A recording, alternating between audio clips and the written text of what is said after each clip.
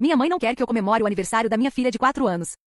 Minha mãe me disse especificamente para não comemorar o aniversário da minha filha de 4 anos, porque o da minha sobrinha seria dali a alguns dias. Ela disse, seu pai está construindo algo para a preciosa netinha dele, e eu quero que toda a família foque nela, porque ela merece o destaque. Minha irmã concordou. Finalmente alguém sendo honesto sobre o sangue da minha família. Então, naquela noite, eu simplesmente me afastei, e comemorei o aniversário da minha filha em particular. Um ano depois, a neta favorita percebeu que eu tinha construído a vida que eles sempre quiseram, e a minha irmã não conseguiu lidar com isso. A ligação veio numa terça-feira à noite, enquanto eu ajudava a Maia com a lição de casa, o alfabeto. A voz da minha mãe tinha aquele tom cortante, o mesmo que eu aprendi a reconhecer depois de mais de 30 anos sendo filha dela. Rebeca, eu preciso conversar com você sobre a festa de aniversário da Maia. Eu devia ter percebido que algo estava errado só pela maneira como ela disse isso. Ela não perguntou sobre os planos, não ofereceu ajuda para fazer o bolo, só lançou aquela frase, seca. O que tem o aniversário dela, mãe? A festa é na próxima quinta. Eu tava pensando em fazer algo pequeno no parque, com alguns amiguinhos da escola. O silêncio foi tão longo que eu até afastei o telefone para ver se a ligação tinha caído. Na verdade, é sobre isso que eu queria falar. Seu pai e eu achamos que seria melhor se você não fizesse algo grande pro aniversário da Maia este ano. Eu me sentei à mesa da cozinha, com o estômago dando um nó. Maia estava na sala, totalmente concentrada em desenhar a letra M,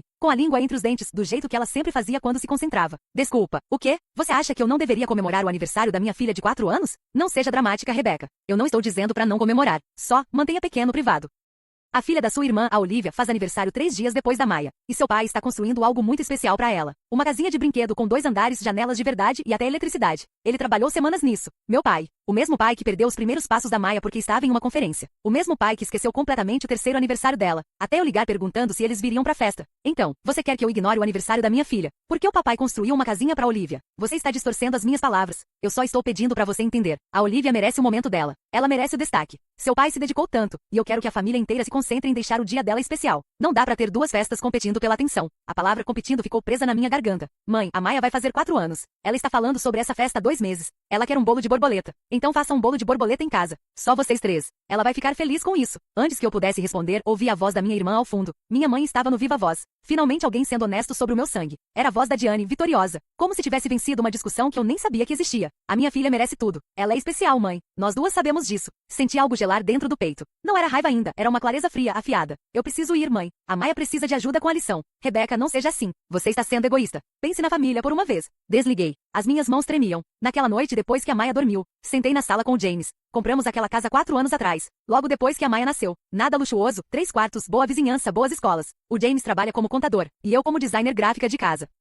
Vivemos confortavelmente, mas não somos ricos. Economizamos, planejamos, sonhamos com o futuro da nossa filha. Eles não querem que a gente faça uma festa pra Maia. James levantou os olhos do notebook. O rosto dele alternava entre confusão e raiva. Como assim, não querem? Expliquei a ligação. E a cada frase ele ficava mais sério. Isso é loucura, Becca. Ela é nossa filha. A gente vai fazer a festa que quiser. Eu sei. Eu engoli seco. Mas fico pensando em todas as vezes que isso aconteceu. Quando a Maia começou a andar, a mamãe disse que era fofo. Mas passou 20 minutos falando que a Olivia andou 2 semanas antes. Quando a Maia aprendeu a ler aos 3 anos. Disse que a Olivia já lia livros inteiros. O que era mentira, mas ela acreditou. James segurou minha mão. Esse tipo de conversa não era nova. O favoritismo da minha família sempre existiu. Mas dessa vez, parecia pior. O que você quer fazer? Pensei. Realmente pensei. Quero comemorar o aniversário da nossa filha. Só nós. E depois disso, quero parar de tentar agradar eles. E foi exatamente o que fizemos. No aniversário da Maia tiramos o dia de folga. O James fez panquecas em formato de borboleta, embora parecessem mais com nuvens tortas. A Maia amou. Eu encomendei um bolo de borboleta rosa com detalhes lilás. Levamos ela ao museu infantil. Depois ao sorvete, onde ela usou mais sorvete do que comeu. Meu celular tocou 6 vezes naquele dia. Minha mãe e meu pai, a Diane 2 vezes e até a tia Linda, que provavelmente nem sabia o que estava acontecendo. Mas foi convocada para a missão família. Não atendi nenhuma. À noite fizemos uma festinha no quintal. Nós 3, mais 3 amiguinhos da escola da Maia e os pais deles. Jogamos rimos.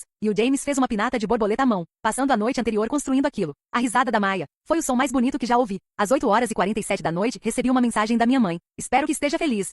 Você deixou a família inteira chateada. Eu também não respondi. 3 dias depois, foi o aniversário da Olivia. O convite já tinha chegado há semanas. Papel grosso, letras douradas, salão de festas no centro da cidade. Animadores, decoração profissional. Claramente bancado pelos meus pais. Eu não fui. O James, a Maia e eu fomos ao zoológico. Minha mãe me ligou 17 vezes naquele dia. Desliguei o celular. O que veio depois? Foi um verdadeiro caos. Minha mãe deixou mensagens de voz me chamando de egoísta, ingrata, invejosa. A Diane mandou mensagens de texto, que eu apaguei sem ler depois das 2 primeiras. Nelas, ela me acusava de tentar arruinar o dia da filha dela, e de ser uma irmã tóxica. Meu pai enviou um único e-mail, muito decepcionado com seu comportamento. Esperava mais de você, mas o fato é, eu não me sentia culpada. Pela primeira vez na minha vida, eu me sentia livre. Parei de atender as ligações. Parei de ir aos jantares de família. E quando apareciam na minha porta sem avisar, eu simplesmente não atendia. O James foi o meu porto seguro, meu apoio, meu parceiro nessa decisão. A Maia perguntou sobre os avós algumas vezes, mas ela tinha 4 anos. Logo, seguiu em frente. Os meses seguintes foram estranhos, silenciosos. Mas, tranquilos, eu me joguei no trabalho. O James conseguiu uma promoção. Começamos a economizar mais com foco total. Sempre fui boa com dinheiro, mas agora eu estava obcecada em construir algo melhor para Maya. Algo que não dependesse da aprovação ou do reconhecimento dos meus pais.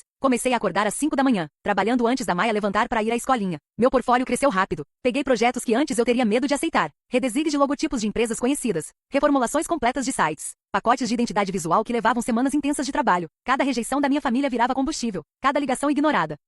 Era mais uma hora de dedicação, mais uma proposta enviada, mais uma habilidade aprendida em cursos online. Depois que a Maya dormia, o James começou a notar a mudança em mim. Uma noite, uns 4 meses depois do incidente do aniversário, ele me encontrou acordada, perto da meia-noite, trabalhando em uma apresentação para um cliente importante. Becca, você precisa dormir. Eu só preciso terminar isso. A reunião é às 9 da manhã. Ele se sentou ao meu lado na mesa da cozinha, olhando as telas abertas no meu notebook. Esses designs estão incríveis. Você sabe disso, né? Estão bons, mas podiam estar melhores. Não é isso que eu quis dizer. Ele fechou o notebook com delicadeza, me forçando a olhar para ele. Você é incrível. Sempre foi. E você sabe que não precisa provar isso para ninguém, certo? Mas eu precisava provar. Talvez não mais para eles, mas para mim mesma. Eu precisava saber que era capaz de construir algo grande, sem ajuda, sem aprovação, sem a presença deles na nossa vida. Cada projeto bem-sucedido era uma prova de que eu nunca precisei deles. O ponto de virada veio em fevereiro, 5 meses depois do aniversário da Maya. Eu tinha enviado uma proposta para uma startup de tecnologia chamada Vision Sync. Eles estavam desenvolvendo um software de gestão de projetos e precisavam de toda a identidade visual do zero. Eu não achava que ia conseguir. Eles estavam em contato com agências 3 vezes maiores que a minha, mas a ligação veio numa sexta tarde. A CEO, Jennifer Martinez, me disse que tinha escolhido a minha proposta, porque era a única que realmente captava a missão da empresa. Ela queria se reunir pessoalmente para discutir prazos e orçamento. A reunião foi na segunda seguinte. O escritório da Jennifer ficava em um galpão reformado no centro, paredes de tijolo aparente e móveis modernos. Ela devia ter uns 40 anos, de jeans e blazer, exalando aquele tipo de confiança que eu sempre admirei.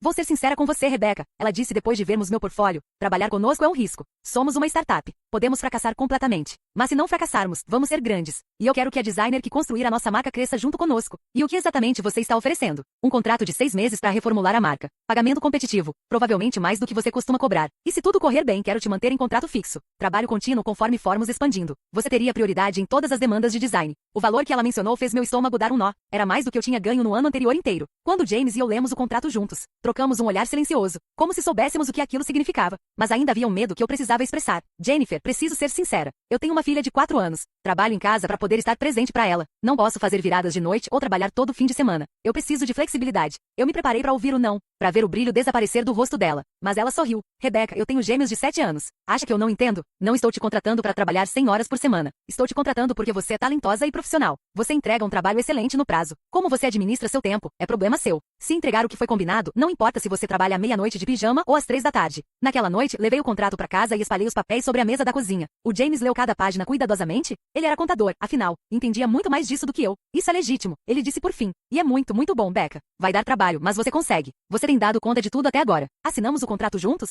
A mão dele sobre a minha. E naquele momento, parecia mais do que uma decisão profissional. Parecia a escolha de um novo caminho. O projeto Vision Sync tomou 6 meses seguintes. Eu trabalhei mais do que nunca, mas era diferente desta vez. Não era desespero, não era para provar algo. Era paixão. Eu amava o que fazia. Amava ver meus designs ganhando vida. Amava colaborar com a equipe da Jennifer. E amava o jeito como eles valorizavam minha opinião e meu talento. A Maya se adaptou lindamente. Criamos uma rotina sólida. As manhãs eram para ela, as tardes pro trabalho enquanto ela estava na escola, as noites pra família, e as madrugadas, para quando a inspiração batia. O James assumiu mais tarefas em casa, sem reclamar. Nos tornamos um verdadeiro time. O dinheiro começou a entrar de forma constante. Nossa poupança cresceu. Quitamos meus empréstimos estudantes por completo. E começamos a olhar pro orçamento de outro jeito, não mais pensando no que não podíamos, mas no que podíamos começar a sonhar. A Jennifer cumpriu a palavra. Quando o contrato inicial terminou, ela imediatamente me ofereceu o contrato fixo. A Vision Sync havia conseguido um grande investimento. E estava crescendo rápido. Precisavam de consistência na marca nos materiais no site. Esse contrato me deu liberdade para escolher meus clientes. Você tem sido essencial para o nosso sucesso, me disse a Jennifer na reunião de renovação. Os investidores mencionaram especificamente nossa aparência profissional, nossa identidade visual coesa. E isso é tudo você. Eu nunca tinha ouvido alguém em posição de liderança reconhecer meu trabalho de forma tão direta. E naquele momento, eu percebi que finalmente, tudo que eles tentaram negar em mim, eu tinha conquistado por conta própria.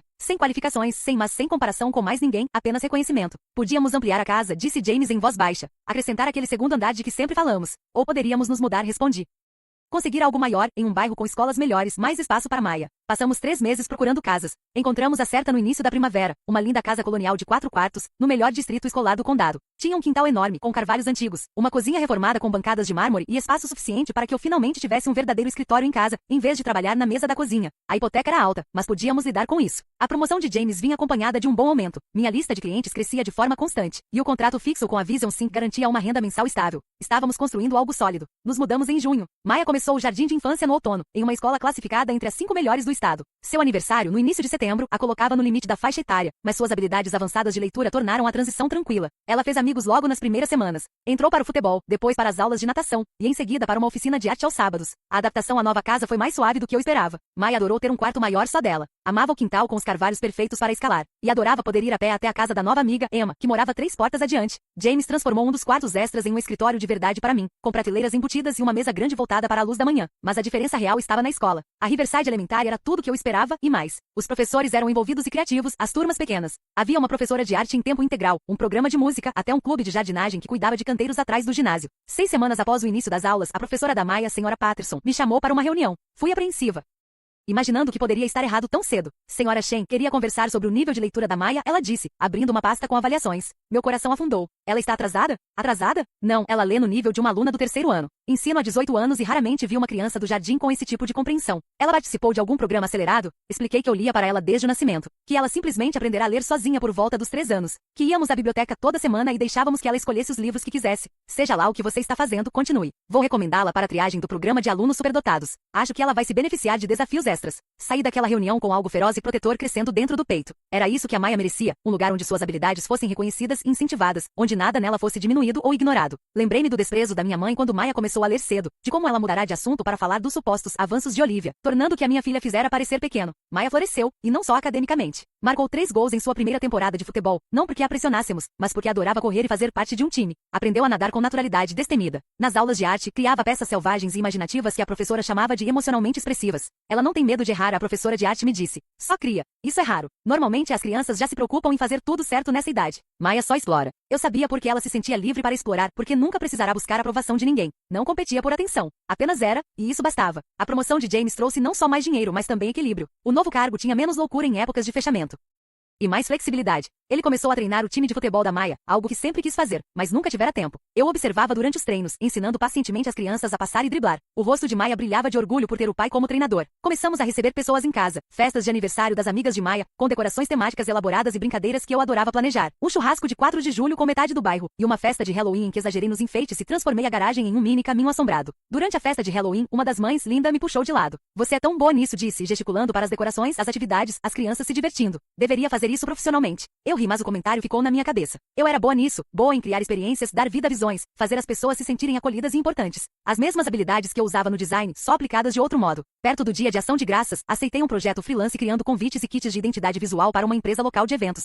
Era diferente do meu trabalho corporativo habitual, mas adorei. A dona, Patrícia, ficou tão impressionada que me contratou para fazer todos os futuros trabalhos de design dela. Você entende o que estou tentando criar? Ela me disse. Não é só sobre imagens bonitas. É sobre fazer as pessoas sentirem algo. Isso é raro. Minha base de clientes crescia mais do que eu jamais imaginara. O contrato com a Vision Sync me dava estabilidade, mas esses projetos adicionais traziam variedade e prazer criativo. Eu ganhava mais do que jamais pensei que ganharia, e trabalhava de casa. James e eu começamos a conversar sobre coisas que antes pareciam sonhos distantes. Férias no Havaí, comprar uma cabana nas montanhas, garantir que Maya tivesse a faculdade totalmente paga sem dívidas.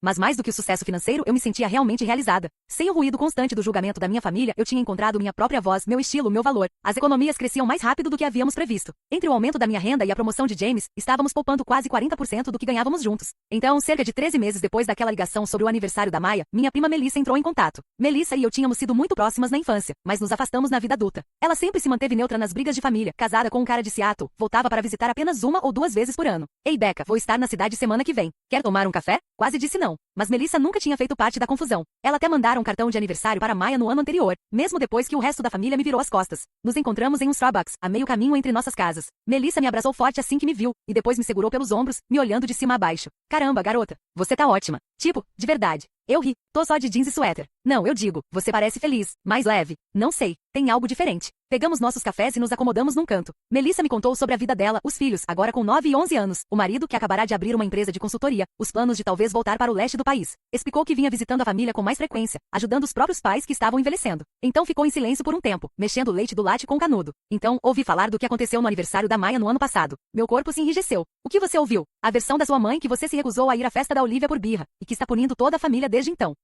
Antes que eu respondesse, ela ergueu a mão. Também ouvi a da Diane, que é ainda mais dramática e envolve você estar com ciúmes de uma criança de 5 anos. Mas imaginei que devia haver outro lado dessa história. Contei tudo. A ligação. A exigência para diminuir o aniversário da Maya. O comentário da Diane sobre ser o sangue dela. Tudo. A expressão de Melissa foi escurecendo a cada frase. Jesus Cristo murmurou quando terminei. É muito pior do que eu pensei. É bom, é o que é. Estamos melhor assim. A Maya tá ótima. Eu e o James também. Não sinto falta daquilo. Não te culpo. Mas, Becca, você devia saber que houve algumas consequências. Que tipo de consequências? Melissa se inclinou para a frente. A Olivia tem perguntado pela Maya. O tempo todo. Quer saber por que ela não aparece mais nos jantares de família. Sua mãe vive inventando desculpas, mas Olivia é esperta. Ela sabe que tem algo errado. Sentiu uma pontada de culpa. Olivia era só uma criança. Nada daquilo era culpa dela. E aqui vem a pior parte, continuou Melissa. Mês passado, Olivia teve um colapso na escola. Contou pra professora que sentia que todo mundo esperava demais dela, que precisava ser perfeita o tempo todo. Chamaram a Diane para conversar com a orientadora. Isso é horrível, falei, franzindo a testa. Mas, o que isso tem a ver comigo? Ela disse à conselheira que queria ser como a Maya. Que a mãe da Maya deixa ela ser criança, se divertir. O café pareceu ficar em silêncio absoluto. Como a Olivia sabe qualquer coisa sobre como a gente cria Maya. Elas não se veem há mais de um ano. Ela acompanha a página do time de futebol da Maya. O técnico posta fotos, né? E aparentemente uma amiga dela na escola tem uma irmã na turma de arte da Maya. A mãe postou umas fotos de uma exposição. E Olivia viu a Maya feliz, suja de tinta, se divertindo. Melissa fez um gesto impotente. Ela desabou. Começou a dizer que nunca podia se sujar.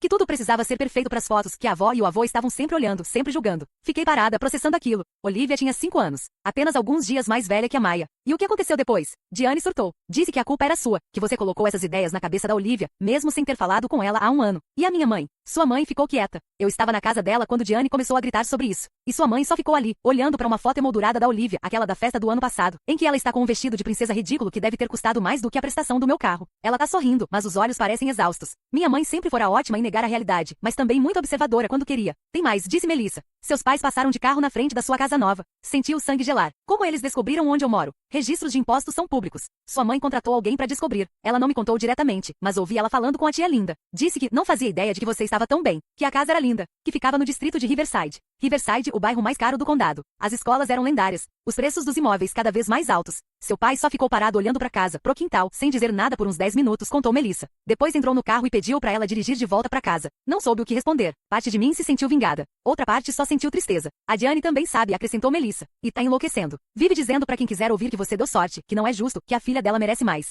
Mais do que o quê? Ela já tem tudo. As festas, o teatrinho no quintal, toda a atenção do mundo. Sim, mas você tem paz. E felicidade. E uma filha que não tá tendo crises de ansiedade aos 6 anos.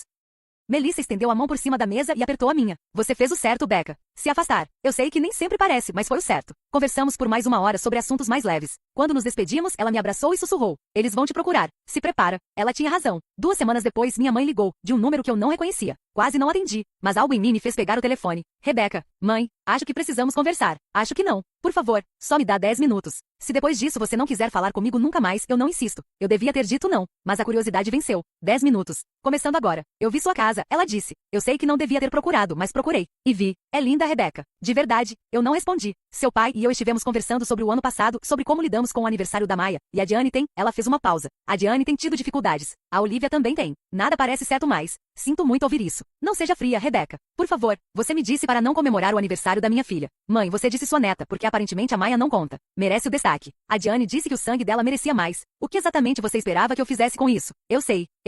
Nós estávamos erradas. Seu pai também sabe. Nós nos deixamos levar por tudo. A Diane foi tão insistente e a Olivia estava bem ali e a Maya era. O que? Menos importante, menos digna de amor. Não foi isso que eu quis dizer. Então o que quis dizer? Silêncio. Mãe, seu tempo está quase acabando. Eu quero ver a Maya. Quero consertar isso. Perdemos 1 ano da vida dela. Rebeca 1 ano inteiro. Ela deve ter mudado muito. Mudou. Ela sabe ler agora. Livros de capítulos de verdade, não apenas livros ilustrados. Ela marcou 3 gols no torneio de futebol no mês passado. Ficou em 2º lugar na exposição da aula de arte. Aprendeu a nadar. Perdeu o primeiro dente. Tem amigos que vêm para brincadeiras em casa e ela ri o tempo todo. Ela é feliz, mãe. Sério? Feliz de verdade, porque a mantive longe da família. Porque a mantive longe de pessoas que acham que ela é menos importante que a prima. Sim, isso não é justo. Sabe o que não é justo? Ter 5 anos e ver sua avó babar por outra criança enquanto quase não olha para você. A Maya costumava perguntar por que a vovó gostava mais da Olivia. Ela tinha 3 anos e já sentia isso. Minha mãe começou a chorar. Eu não percebi. Juro que não percebi que estávamos fazendo isso. Como você não percebeu? Como você não podia ver? Porque a Diane era tão barulhenta sobre tudo. Tão exigente. E era mais fácil simplesmente ceder do que enfrentá-la. E você? Ela hesitou. Você sempre foi tão independente, tão capaz. Pensávamos que você não precisava de nós do jeito que a Diane precisava. Então vocês simplesmente me ignoraram? Ignoraram a Maya? Não, nós apenas tomamos você como garantida. E eu sinto muito. Sinto muito mesmo, Rebeca. Olhei pela janela da cozinha e vi a Maya brincando no quintal, James a empurrando no balanço que havíamos instalado no mês passado. Ela gritava de tanto rir, o cabelo voando todo bagunçado. Agradeço o pedido de desculpas, mãe, mas não sei se muda alguma coisa. Podemos pelo menos tentar? Por favor, deixe-nos ver a Maya. Deixe-nos ser a voz dela. Preciso pensar sobre isso. E preciso falar com o James. Não é apenas minha decisão. Certo. Certo, é justo. Obrigada por ouvir. Mãe, mais uma coisa. Se fizermos isso, se deixarmos vocês de volta em nossas vidas, será nos meus termos. Tratamento igual ou nenhum tratamento. A Maya não fica em segundo lugar. Ela não recebe prêmio de consolação. Ela recebe exatamente o que a Olivia recebe, ou vocês não recebem nenhuma das duas. Entendo. Não tenho certeza se você entende, mas vai aprender. James e eu conversamos sobre isso por dias. Explicamos a Maya de forma apropriada a idade, perguntando se ela queria ver os avós de novo. Ela foi surpreendentemente neutra. Quase não se lembrava deles. Eles vão ser legais comigo? Ela perguntou. Vou garantir que sim, prometi. Concordamos com o almoço de teste. Lugar público, 1 hora, sem expectativas além da civilidade básica. Meus pais chegaram 15 minutos antes ao restaurante, parecendo nervosos. Meu pai tinha envelhecido visivelmente. As mãos da minha mãe tremiam quando ela estendeu para abraçar a Maya. Oi, querida. Nossa, você cresceu tanto. A Maya olhou para mim pedindo permissão, depois abraçou a avó educadamente. O almoço foi estranho, mas não ruim. Meus pais perguntaram a Maya sobre escola, futebol, matérias favoritas. Ouviram mais do que falaram, o que era novidade. Meu pai mostrou fotos no celular de uma casinha de passarinho que estava construindo e perguntou se ela queria ajudá-lo a pintar algum dia. Diane e Olivia não estavam presentes. Deixei claro que precisavam ficar afastadas até que meus pais provassem que entendiam o que eu precisava deles. Como a Diane está lidando com tudo isso? Perguntei perto do fim do almoço. O rosto da minha mãe se fechou. Não bem. Ela está brava. Acha que estamos traindo ela. Vocês estão? Não. Estamos tentando consertar o que quebramos. Há diferença. Nos meses seguintes, reconstruímos lentamente algo parecido com um relacionamento. Meus pais passaram a ir aos jogos de futebol da Maya. Lembraram do aniversário dela com um presente simples e atencioso.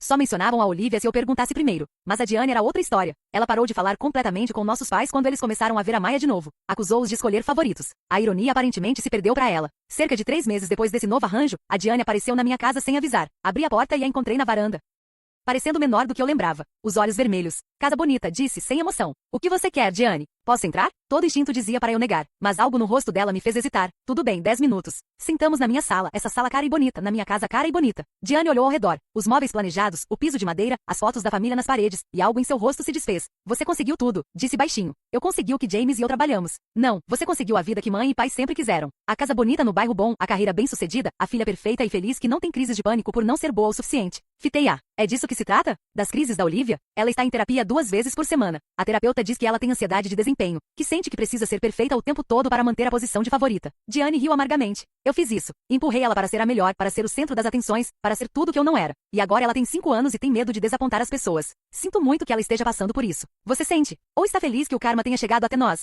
Ambos talvez. Não vou mentir e dizer que não me sinto vingada. Mas também não quero que a Olivia sofra. Ela é uma criança. Não pediu nada disso. Diane enxugou os olhos. Fiquei com ciúmes de você a vida inteira. Você sempre foi a inteligente, a responsável, a que tinha tudo sob controle. E eu pensei que se eu pudesse tornar a Olivia especial o suficiente, se eu pudesse fazer a mãe e o pai a verem como filha exemplar, talvez eu finalmente fosse boa o bastante também. Isso é errado, Diane. Eu sei. Acredite, eu sei. Minha terapeuta sim. Eu também estou em terapia agora. Ela deixou isso bem claro. Ela olhou diretamente para mim pela primeira vez. Preciso me desculpar com você por tudo.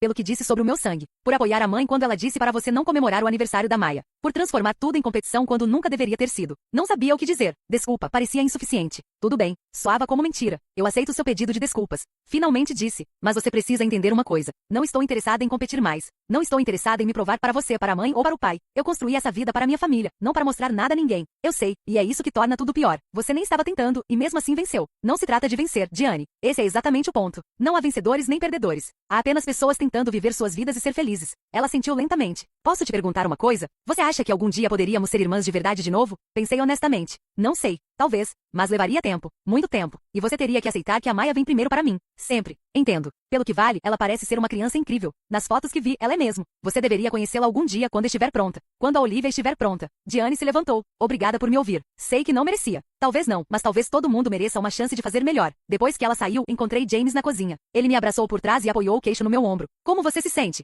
Perguntou. Honestamente, não sei. Aliviada, talvez? Triste? Esperançosa? Tudo ao mesmo tempo. Isso é permitido. A Maya correu para a cozinha, então apareceu toda manchada de tinta de um projeto de arte. Mamãe, papai, olha o que eu fiz. Ela levantou um desenho da nossa família. Figuras de palito com sorrisos enormes em frente a uma casa com uma árvore e um balanço. No canto, ela desenhou mais 2 figuras menores rotuladas como vovó e vovô. Pelo que disse sobre. É lindo, querida, disse, puxando-a para um abraço e acabando com tinta na minha camisa. Não me importei. Olhando para aquele desenho, entendi algo fundamental. Minha mãe estava certa sobre uma coisa. A Olivia merecia o destaque. Mas a Maya também. Toda criança merecia. O destaque não era um recurso finito a ser guardado ou racionado. Era algo que deveria brilhar para todos. Brilhante, quente e incondicional. Eu construí a vida que meus pais sempre quiseram, mas não contra ninguém ou para provar algo. Eu construí porque minha filha merecia crescer sabendo que ela era suficiente exatamente como era. Não comparada a ninguém, sem competir por atenção, sem precisar performar para aprovação, apenas suficiente. E essa era a verdadeira vitória. Não a casa, nem o bairro, nem a carreira de sucesso. Apenas o conhecimento silencioso de que minha filha nunca precisaria se perguntar se merecia sua própria festa de aniversário. Ela sempre saberia que merecia.